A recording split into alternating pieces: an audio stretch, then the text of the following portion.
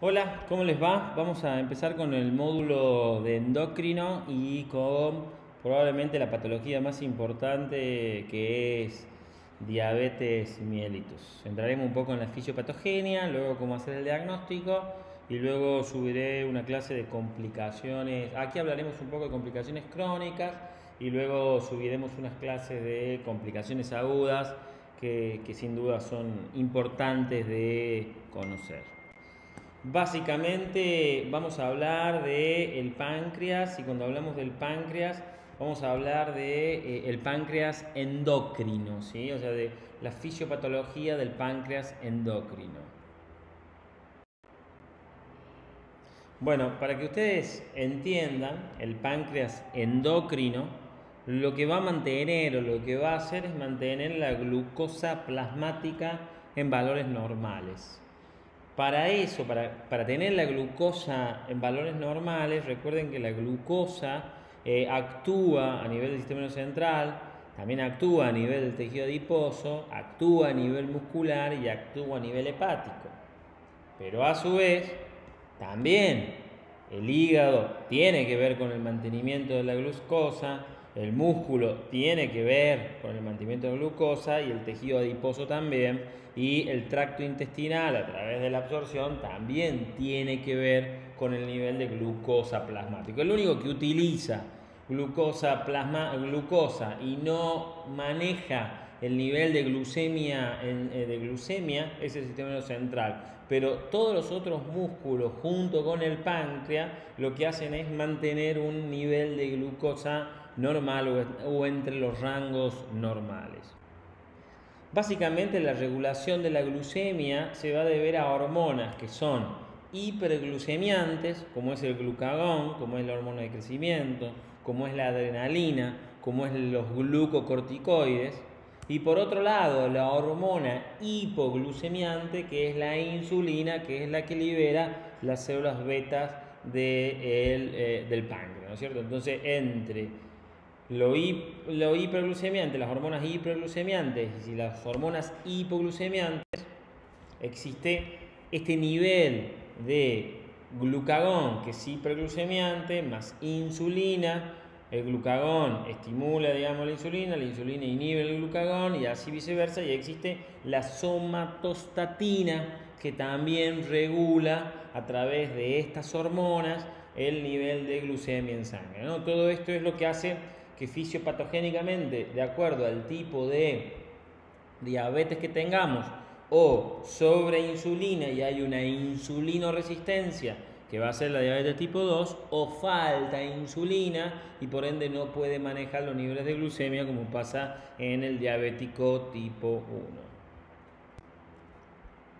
Bueno, la hiperglucemia, cuando hay hiperglucemia, cuando hay glucemia alta en sangre, lo que hace es estimular las células betas del páncreas y entonces se libera la insulina. Y así vuelve la glucemia a sus valores normales. Así también la hiperglucemia inhibe las células alfa del páncreas, por lo tanto disminuye el glucagón, con lo cual ayuda a normalizar mucho más. Hay un aumento, cuando hay hiperglucemia hay aumento de insulina y disminución del glucagón. En sentido inverso, cuando hay hipoglucemia, lo que sucede es exactamente lo contrario. Hay una estimulación de las células alfa con aumentos del glucagón y una disminución y una, digamos, inhibición de las células beta y disminución de la insulina. Y todo esto es lo que nos lleva a una normoglucemia, que es en definitiva el objetivo el objetivo del organismo a través del páncreas y los diferentes órganos. Lo que sabemos hace mucho tiempo es que no solamente el valor de insulina o el valor de las hormonas hiperglucemiantes son importantes, sino cómo va a actuar esa insulina a nivel periférico, porque ese 70-80% de diabetes tipo 2 se debe a insulinoresistencia, que esa insulina no se utiliza bien a nivel periférico y lo que falla son estos transportadores que son los GLUTs, que existen el 1, el 2, el 3, el 4 y el 5, cada uno distribuido en su tejido y cada uno con características que deben conocer, y las alteraciones del GLUT, incluso hoy hay fármacos que actúan sobre los GLUT de acuerdo a la fisiopatogenia o de acuerdo al tipo de diabetes que existe. La acción de la insulina, bueno, este es un gráfico como para que vean lo que hace la insulina básicamente, cómo la insulina se mete en el citoplasma, se mete en el núcleo, ¿sí? Y lo que hace es liberar a través de los músculos y tratar de mantener la normoglucemia que hablamos, ¿sí? Esto básicamente. Pero a mí me parece muy importante la diapositiva que sigue, en donde hace un resumen de la insulina, de los efectos de la insulina, porque la insulina por un lado produce glucogénesis, síntesis proteica y lipogénesis a nivel del hígado. A nivel del músculo produce glucogénesis, o sea, puede producir glucosa, síntesis proteica y oxidación de la glucosa, y lipogénesis. Pero también la insulina, en su efecto, en su inhibición, también puede inhibir la glucogenólisis, que es la destrucción de la glucosa, la gluconeogénesis, la cetogénesis y la urogénesis. A nivel del músculo, la glucogenólisis y la proteólisis, ¿sí? Por eso el diabético, cuando no está bien controlado, empieza a disminuir su masa muscular, y también la lipólisis, ¿no? Y por eso también, cuando hay mucha insulina, diabético tipo 2, fíjense acá, en la lipogénesis se pone gordito. Claro, esa insulina, esa hipersecreción de insulina y el aumento de insulina en sangre, esa insulinemia alta, hace que el paciente no pueda bajar de peso tampoco, ¿no? Entonces, esto es un poco para que entiendan después la clínica y la sintomatología de la diabetes. Nada, la diabetes realmente la diabetes tipo 1 no es tan frecuente, 1 cada 100.000 habitantes, ¿sí? De diabetes tipo 1, dependerá de dónde. Y básicamente, desde el punto de vista de la fisiopatología, o hay un defecto en la secreción del páncreas de insulina, ¿sí? O hay un defecto en la acción periférica de la insulina, ¿sí? Estas son las dos cosas que pueden suceder. Eso lleva a una hiperglucemia, y no es solamente el problema la hiperglucemia, sino que es la alteración del metabolismo de lípidos, la alteración del metabolismo protésico. O sea, realmente la diabetes mellitus es una enfermedad endocrina, por definición sistémica, en donde hay alteración de muchos sistemas, de muchos sistemas y de mucho metabolismo, ¿no? Mucha alteración metabólica. Una de las principales características de la diabetes es que es crónica, que tiene su base genética, que tiene un déficit absoluto o relativo de insulina, que tiene un aumento de glucagón, que lleva alteración de los metabolismos de hidratos de carbono, que hay hiperglucemia, por lo tanto hay glucosuria y una tendencia a la ateroesclerosis, que hace muy importante las complicaciones crónicas que a veces pueden ser invalidantes en los pacientes diabéticos. La clasificación de la diabetes va a ser de acuerdo si es una diabetes primaria por un defecto genético en la función de las células betas de Langerhans del páncreas, y ahí será una diabetes tipo 1 o una diabetes tipo 2 de acuerdo al déficit absoluto o relativo de insulina.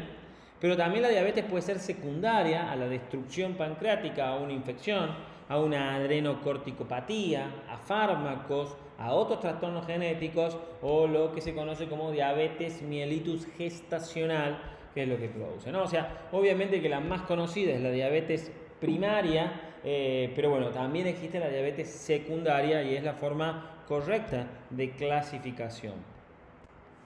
La etiología de la diabetes tipo 1, la verdad que no se conoce la etiología exacta. Se sabe que hay alguna asociación autoinmunitaria, que es de instalación lenta y que tiene bajos o nulos niveles de insulina, ¿no? De ahí el tratamiento con insulina.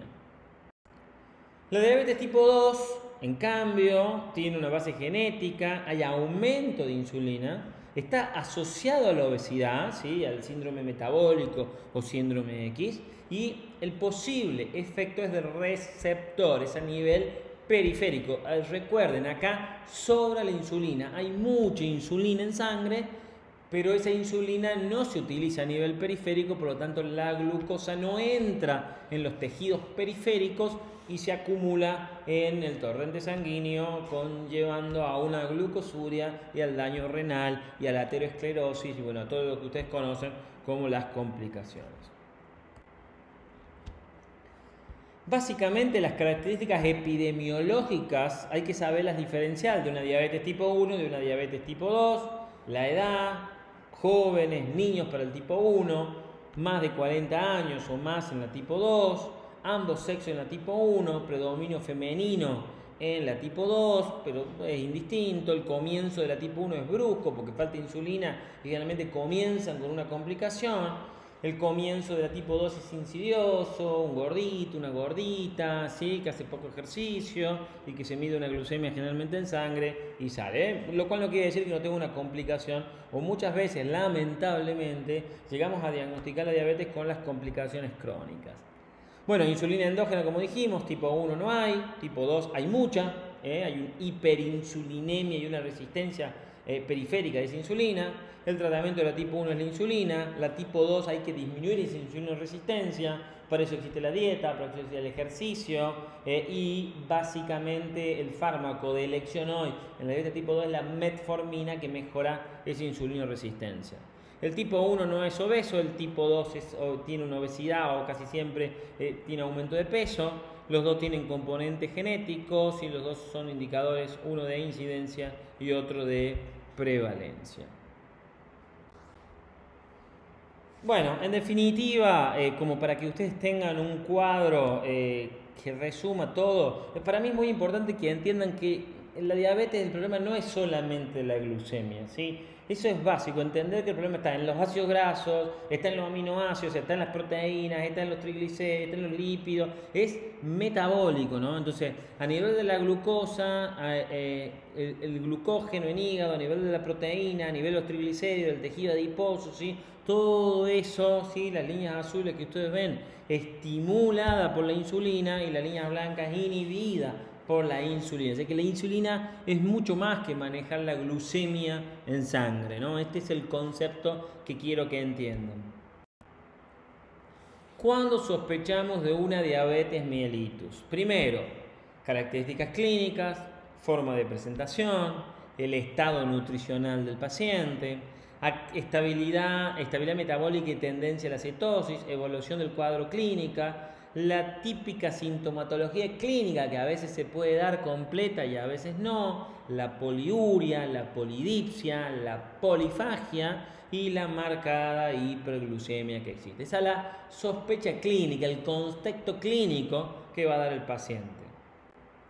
Ahora bien, el diagnóstico de diabetes mellitus se hace por laboratorio, ¿sí? Básicamente uno puede sospecharla por la clínica, pero el diagnóstico es del laboratorio. Hay que entender que básicamente el laboratorio tiene que ser en ayuna. Existe lo que se llama una prediabetes y una diabetes. En esa prediabetes, el tipo 2, hay que entender que eso lleva que ya hay algo de insulinoresistencia. Es importante la glucemia en ayuna, es importante la glucemia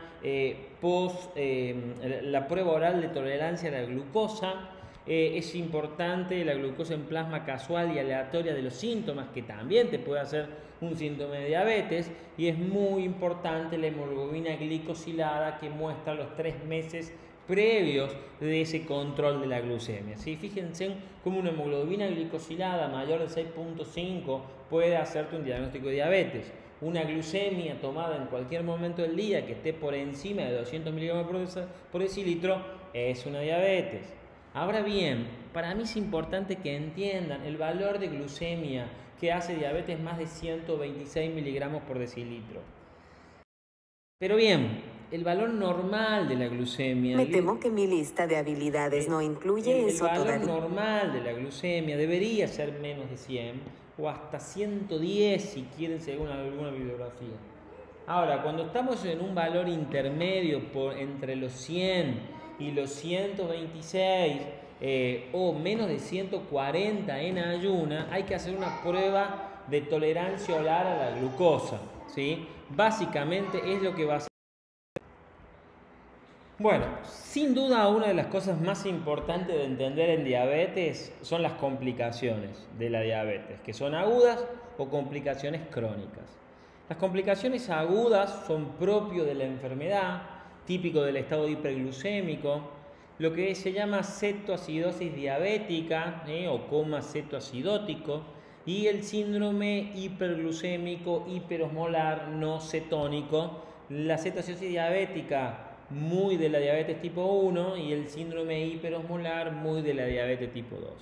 Y propias del tratamiento como es la hipoglucemia, ¿no? Cuando el paciente toma medicación de más o no se alimenta correctamente y la hipoglucemia pasa a ser también una complicación aguda de la diabetes mellitus. La cetoacidosis diabética, vamos a tener una clase, cortando esto voy a dar una clase específica, pero bueno, hay hiperglucemia, hay hipercetonemia, hay deshidratación, fundamental, que lo entiendan, ya vamos a explicar cuál es el manejo de la cetoacidosis diabética, si entienden que lo principal que está sucediendo acá es la deshidratación y hay una acidosis metabólica, van a entender cuál es el tratamiento. De la cetoacidosis diabética, bueno, un poco esto, ¿no? Lo que pueden ver, hay muchos que lo desencadenan: estrés, infección, cirugía, aumento de hormonas hiperglucemiantes, no hay insulina y bueno, se desencadena la cetoacidosis diabética. Causas precipitantes, falta de tratamiento insulínico, importante, diría uno más, infecciones graves, otras situaciones que cursan con estrés, infarto, intervención quirúrgica, pancreatitis, embarazo, hay causas desconocidas y el debut de la diabetes tipo 1. Estas son las causas precipitantes de la cetoacidosis diabética.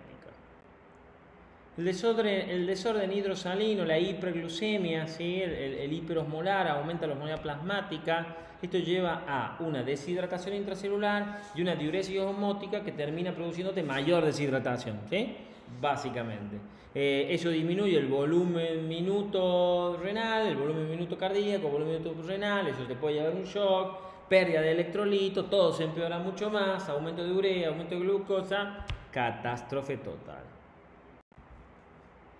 Y el otro tema que es muy importante de entender son las complicaciones crónicas de la diabetes. Todo esto está en los libros, quédense tranquilos, pero básicamente el problema está en los vasos sanguíneos, ¿sí? De pequeño calibre. Entonces guarda con los ojos, ¿sí? El fondo de ojo es parte del examen físico de una diabetes mellitus, la microangiopatía de infartos vasculares o hemorrágico a nivel cerebral, la hipertensión, la ateroesclerosis, con lo cual un infarto de miocárdico, la nefroesclerosis diabética, ¿sí? La glomerulopatía diabética. Siempre me gusta preguntar cuál es el primer signo de daño renal a nivel de la diabetes mellitus, ¿cómo sé? Y ustedes me tienen que responder la microalbuminuria, ¿sí? Apenas apenas se altera la permeabilidad del glomérulo, lo primero que tenemos antes de la orina espuma, antes de la poliuria, es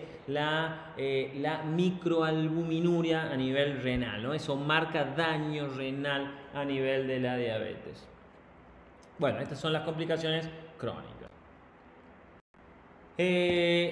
Bueno, por ahora esto, digamos, básicamente, estas son algunas fotos de las úlceras digitales, periféricas, úlceras más importantes como ven en ese tobillo, a nivel de la gíngiva, a nivel de las manos. Estos son complicaciones sacadas del libro, ¿no? Súper crónicas. La necrosis, las amputaciones que se van produciendo en los pacientes diabéticos no controlados. Esto se ve, créanme que esto desgraciadamente se ve. Bueno, ahora vamos a subir una clase de cetoacidosis diabética hiperosmolar que me parece fundamental que tengamos claro, pero bueno, esta es más o menos la clase de diabetes como para que se guíen.